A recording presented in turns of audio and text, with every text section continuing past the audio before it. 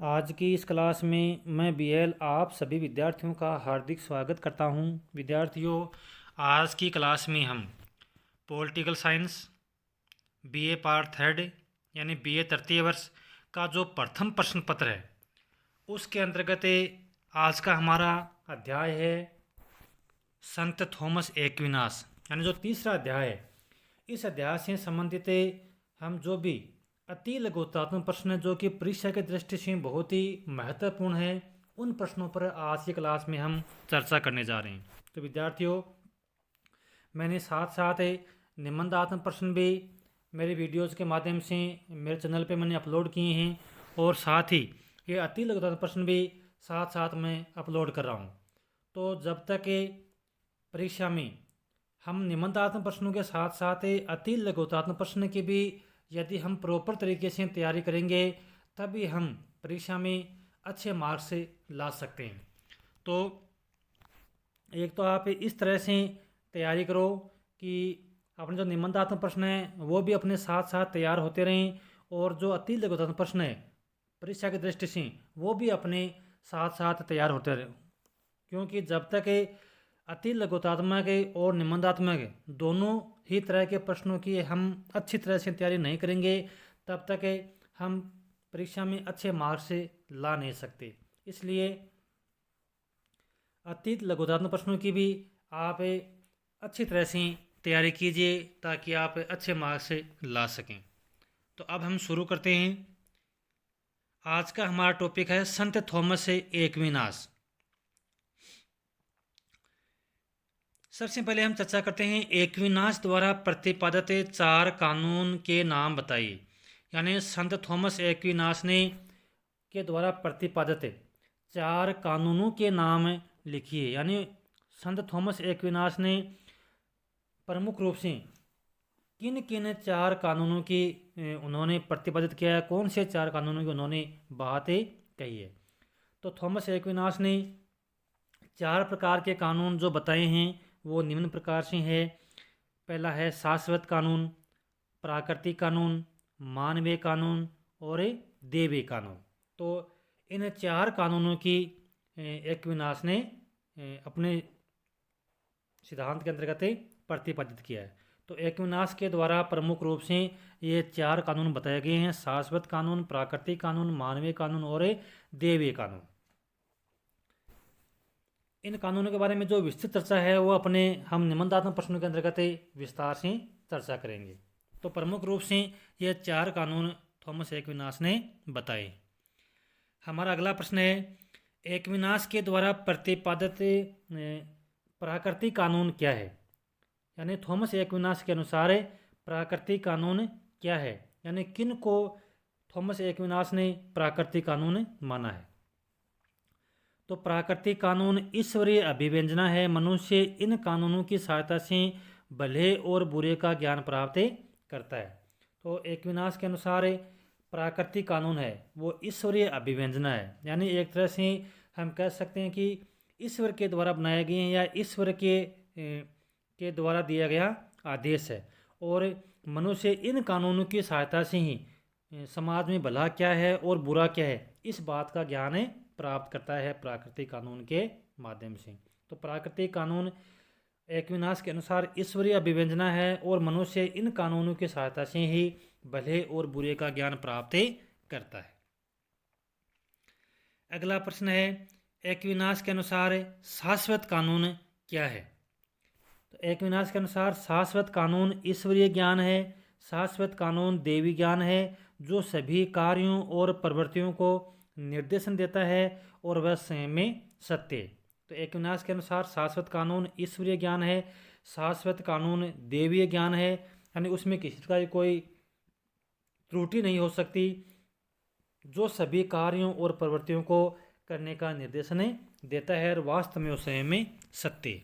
तो ये है शाश्वत कानून एक्विनास के अनुसार। अगला प्रश्न है, एक्विनास के अनुसार समस्त दर्शन के आधार के कितने सिद्धांत हैं। एक्विनास के अनुसार दर्शन के आधार के कितने सिद्धांत हैं। तो दर्शन के सिद्धांत के 3 सिद्धांत बताए हैं एक्विनास ने। एक है ज्ञान संबंधी, दूसरा है सृष्टि में क्रमबद्धता का सिद्धांत और तीसरा है मानव जीवन के उद्देश्य संबंधी सिद्धांत। तो ये 3 सिद्धांत एक्विनास ने दर्शन के आधार के बताए। अगला प्रश्न है विद्यार्थियों, संत थॉमस एक्विनास का मुख्य उद्देश्य क्या था? यानी जो विचारक है एक्विनास, इनका मुख्य उद्देश्य क्या था? तो स्कालिटिज्म की भावना के अनुरूप ईसाई चर्च की शिक्षाओं और अरस्तु के दर्शन के बीच सामंजस्य स्थापित करना, ये एक्विनास का प्रमुख उद्देश्य था। यानी जो ये सिद्धांत था स्कालिटिज्म की जो भावना है उनके अनुरूप जो ईसाई चर्च की जो शिक्षा हैं और जो अरस्तु का दर्शन है उनके बीच में सामंजस्य स्थापित करना, ये संत थॉमस एक्विनास का प्रमुख उद्देश्य था। अगला प्रश्न है, संत थॉमस ने किस प्रकार के राज्य को प्राथमिकता दी है? तो राष्ट्रीय राज्य को संत थॉमस ने प्राथमिकता दी है। अगला प्रश्न है, संत थॉमस के अनुसार चर्च के संबंध में राज्य की क्या स्थिति है? यानी संत थॉमस के अनुसार चर्च के संदर्भ में राज्य की क्या स्थिति है? तो चर्च के संदर्भ में थॉमस एक्विनास कहता है कि राज्य व्यक्ति के धार्मिक उद्देश्य को पूरा करने वाले चर्च का एक साधन है और वह चर्च की अधीनता के द्वारा ही आत्मिक उद्देश्यों को पूरा कर सकता है। यानी चर्च के संदर्भ में राज्य के लिए संत थॉमस ने यह कहा है कि राज्य व्यक्ति के धार्मिक उद्देश्य को पूरा करने वाला चर्च का एक ही साधन है और वह चर्च की अधीनता के द्वारा ही जो आत्मिक उद्देश्य है उनको उनकी पूर्ति कर सकता है। तो यह है चर्च के संदर्भ में राज्य की स्थिति संत थॉमस के अनुसार। अगला प्रश्न है, मानवीय कानूनों की कोई 2 विशेषताएं बताइए। तो मानवीय कानून लौकिक क्षेत्र तक सीमित है। मानवीय कानून सार्वजनिक सहमति और मान्यता पर आधारित होता है।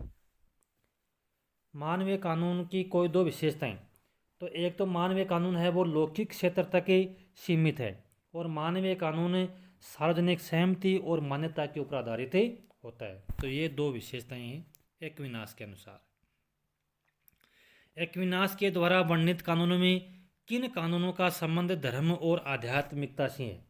तो सरस्वती तथा जो देवीय कानून है उनका संबंध धर्म और आध्यात्मिकता से है एक्विनास के अनुसार।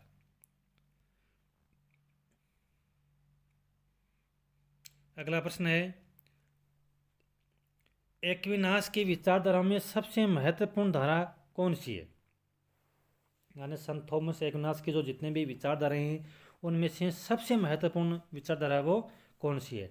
तो वह है विधि की विचारधारा। यानी विधि को सर्वोपरि मानता है एक्विनास और विधि की जो विचारधारा है वो सबसे महत्वपूर्ण विचारधारा है। अगला प्रश्न है, एक्विनास ने दास प्रथा का समर्थन है वो किस आधार पर किया है?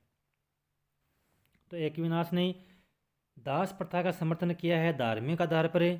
दास प्रथा पापियों को दंड देने की एक ईश्वरीय व्यवस्था है। यानी एक्विनास ये कहता है, यानी दास प्रथा का समर्थन किस आधार पर करता है?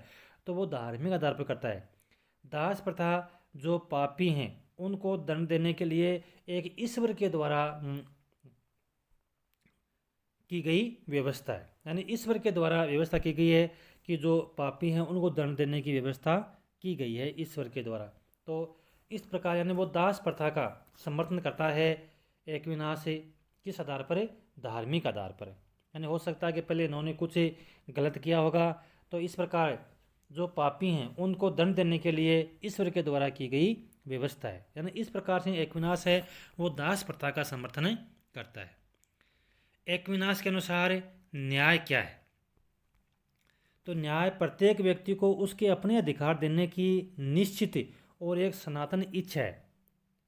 न्याय प्रत्येक व्यक्ति को उसके अपने अधिकार देने की निश्चित और सनातन इच्छा है। तो एक्विनास के अनुसार यही न्याय है। अगला प्रश्न है, संत थॉमस ने भौतिक संसार के कानून को क्या संज्ञा दी है? मानवीय कानून की संज्ञा दी है। संत थॉमस ने जो ये भौतिक संसार है इसके जो कानून को क्या संज्ञा दी है? तो मानवीय कानून की संज्ञा दी है एक्विनास ने। अगला प्रश्न है, मानवीय कानून के पीछे किस शक्ति का भय होता है? मानवीय कानून, यानी एक्विनास के अनुसार जो ये मानव ने कानून बनाए हैं इस भौतिक संसार के अंतर्गत है, तो इसके पीछे लोग पालन करते हैं।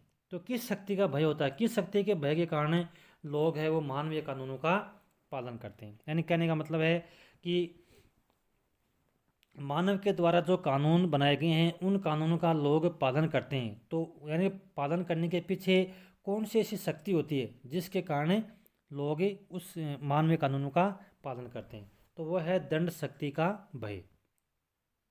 कहने का मतलब है कि लोग ये मानते हैं कि यदि वो उन कानूनों का पालन नहीं करेंगे तो उनको दंडित किया जाएगा, उनको पनिशमेंट दिया जाएगा, और इसी बात के कारण लोग वो मानवीय कानूनों का पालन करते हैं। अगला प्रश्न है, थॉमस ने किस पुस्तक में कानून संबंधी विचारों का वर्णन किया है? तो वह है सुम्मा थियोलॉजिका। सुम्मा थियोलॉजिका पुस्तक में संत थॉमस एक्विनास ने कानून संबंधी विचारों का वर्णन किया है। अगला प्रश्न है, संत थॉमस ने राज्य और चर्च दोनों सत्ताओं का मूल स्रोत किसे माना है? तो ईश्वर को माना है। संत थॉमस ने राज्य और चर्च दोनों सत्ताओं का जो मूल स्रोत माना है वो माना है ईश्वर को। अगला प्रश्न है, एक्विनास तथा अरस्तु के बीच तुलना के किन्हीं दो बिंदुओं को अंकित कीजिए। यानी संत थॉमस एक्विनास और जो राजनीति का जो प्रसिद्ध विचारक है अरस्तु, इन दोनों के बीच में तुलना के कोई दो बिंदु या कोई दो प्रमुख बातें कौन कौन सी है? तो एक बात तो ये है कि दोनों ही राज्य को एक स्वाभाविक संस्था मानते हैं तथा कानून को विवेक की अभिव्यक्ति मानते हैं। कि कानून है वो विवेक की अभिव्यक्ति है, और दोनों ही विचारक ये मानते हैं कि राज्य एक स्वाभाविक ही संस्था है, यानी राज्य का निर्माण अपने आप हुआ स्वाभाविक रूप से। अगला प्रश्न है, संत थॉमस एक्विनास को मध्य युग का अरस्तु क्यों कहा जाता है? ये बहुत इंपॉर्टेंट प्रश्न है कि संत थॉमस एक्विनास को मध्य युग का अरस्तु क्यों कहा जाता है। तो इसके देखो कारण क्या हैं। एक्विनास ने सामाजिक एवं राजनीतिक चिंतन के निर्माण में अरस्तु से पर्याप्त प्रेरणा ली है। यानी सामाजिक और राजनीतिक चिंतन के निर्माण में अरस्तु से एक्विनास ने पर्याप्त प्रेरणा ली है। यानी उनके विचारों को देखा जा सकता है एक्विनास के विचारों में। एक्विनास ने अरस्तु के राज्य संबंधी सिद्धांत के जंगली तने पर ईसाइयत की महानता के विचार को एक सुंदर टहनी की कलम की तरह लगाया था। यानी राज्य संबंधी सिद्धांत था जो अरस्तु का, उसको और अधिक तरह से उसमें निखार किया। किसने? एक्विनास ने। तो कहने मतलब कि पहले जो एक थोड़ा अस्त व्यस्त था उसको सही तरीके से एक्विनास ने उसको एक अच्छा रूप दिया था। इसीलिए कहते हैं कि अरस्तु के राज्य संबंधी जो सिद्धांत थे वो एक जंगली तने पर ईसाइयत की महानता के विचार को इसने एक सुंदर टहनी के कलम की तरह लगाया था। और इसलिए यानी ये दो प्रमुख कारण है जिसके कारण से जो अरस्तु को, थॉमस एक्विनास को मध्य युग का अरस्तु कहा जाता है। तो ये प्रमुख दो बातें हैं। तो ये थे आज की क्लास में अपने महत्वपूर्ण प्रश्न थॉमस एक्विनास से संबंधित थे। ये जितने भी प्रश्न है ये परीक्षा की दृष्टि से मेरे विचार से बहुत ही महत्वपूर्ण है। मैं आशा करता हूँ कि आज की क्लास में पढ़ाया गया चैप्टर आपको अच्छा लगा होगा। इसी के साथ जय हिंद, जय भारत।